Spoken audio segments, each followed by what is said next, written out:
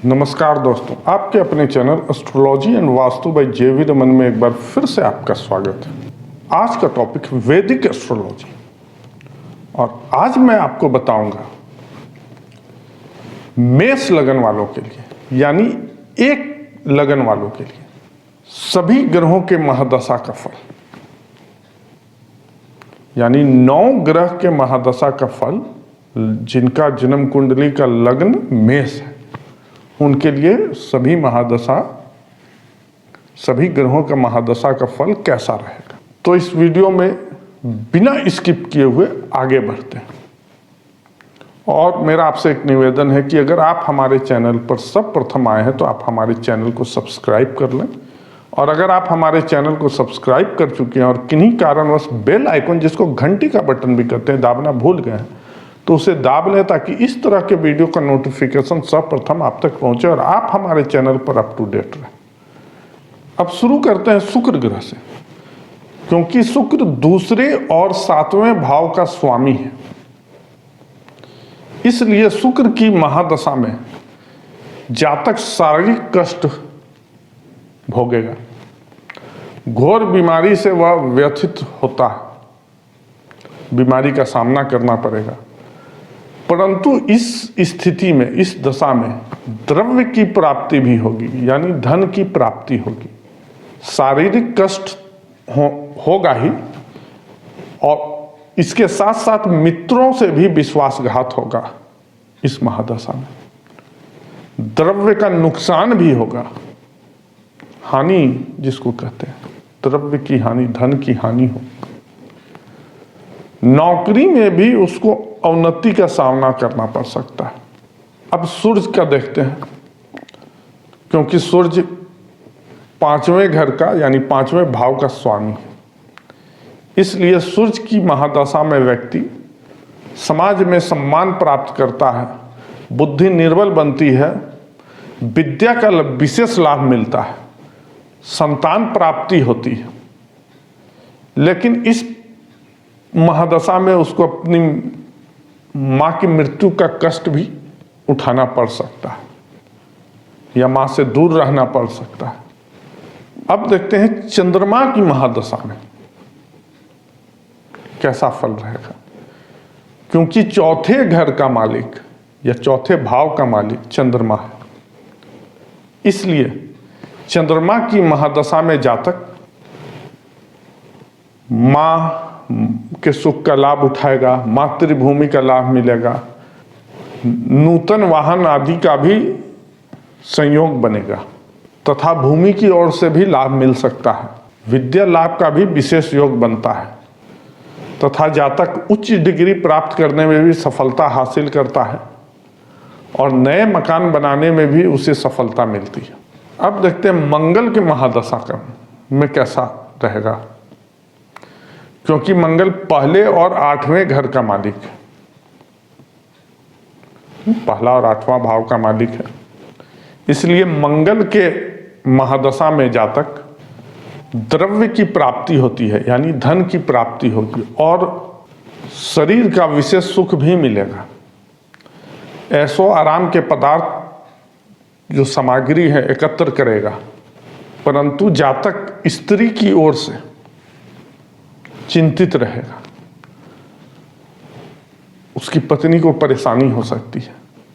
अगर लेडीज है तो उसके पति को परेशानी हो सकती है। मृत्यु तुल्य कष्ट भी हो सकता है, उसे अपने पत्नी का वियोग सहने को भी बाध्य होना पड़ सकता है।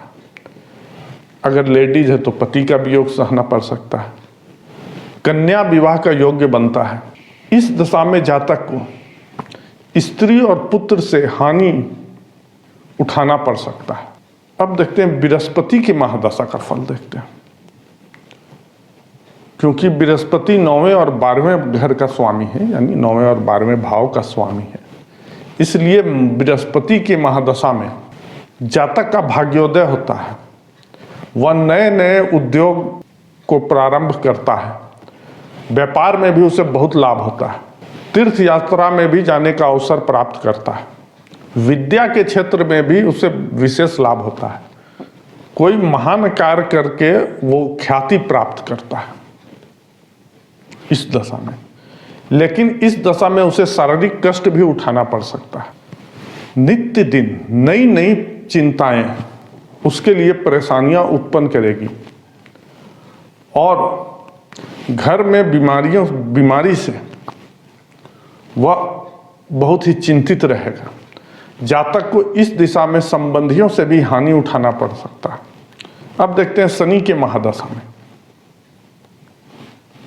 कैसा रहेगा, क्योंकि 10वें और 11वें भाव का स्वामी शनि है, इसलिए शनि की महादशा में जातक को नौकरी में पदोन्नति प्राप्त होती है, उसके मान सम्मान में वृद्धि होगी, स्त्री और पुत्र से भी लाभ मिलेगा, नौकरी की प्राप्ति होती है, अधूरे कार्य पूर्ण होते हैं, जातक की आय बढ़ती है, आमदनी का स्रोत बढ़ता है, उसकी ख्याति फैलती है और व्यापार में बहुत ज़्यादा लाभ कमाता है।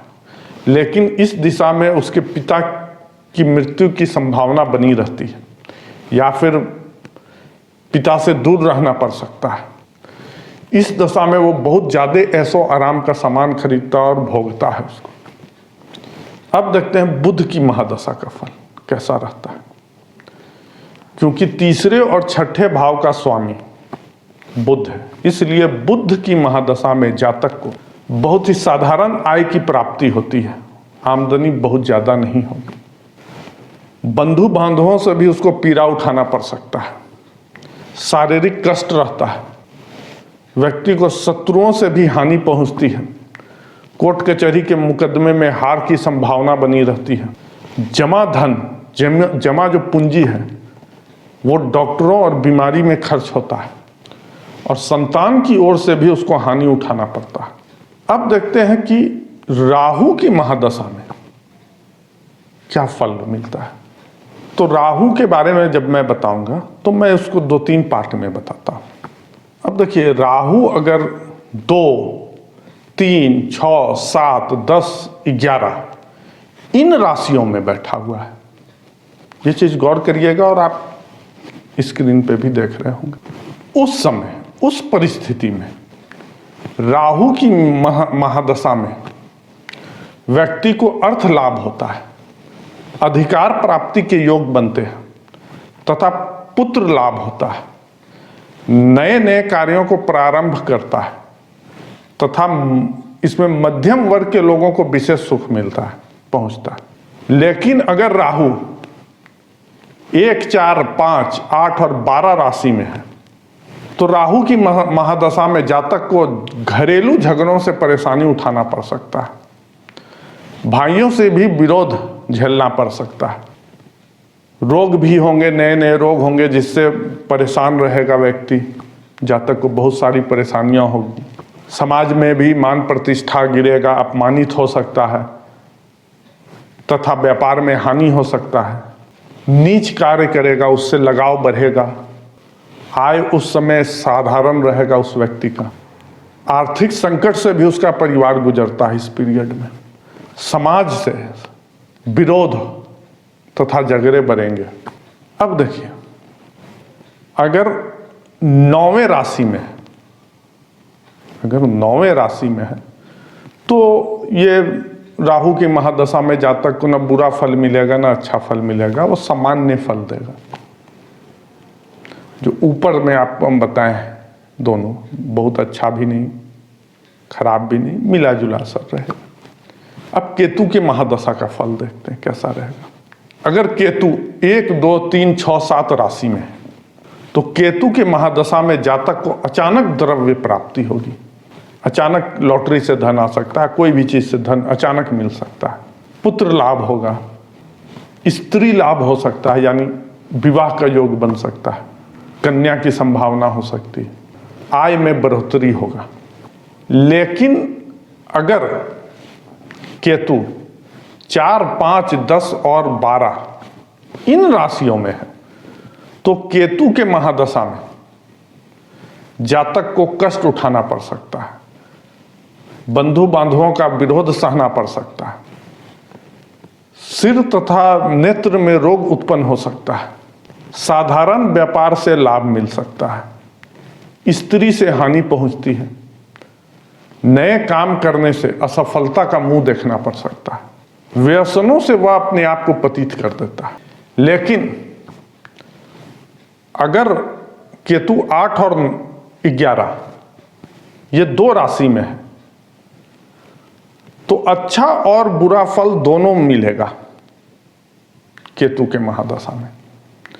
लेकिन अगर 9 राशि में है तो ना अच्छा परिणाम मिलेगा ना बुरा परिणाम मिलेगा, मिला जुला असर देखने को मिलेगा केतु के महादशा में, ना बहुत अच्छा होगा ना बहुत बुरा होगा। तो मुझे उम्मीद है कि आज का वीडियो आप लोग समझ गए होंगे और आज का वीडियो आप लोग को पसंद भी आया होगा। अगर आज का वीडियो आप लोग को अच्छा लगे तो ज़्यादा से ज़्यादा शेयर करें और लाइक करना ना भूलें। और इस वीडियो को अंत तक देखने के लिए आपका बहुत बहुत धन्यवाद।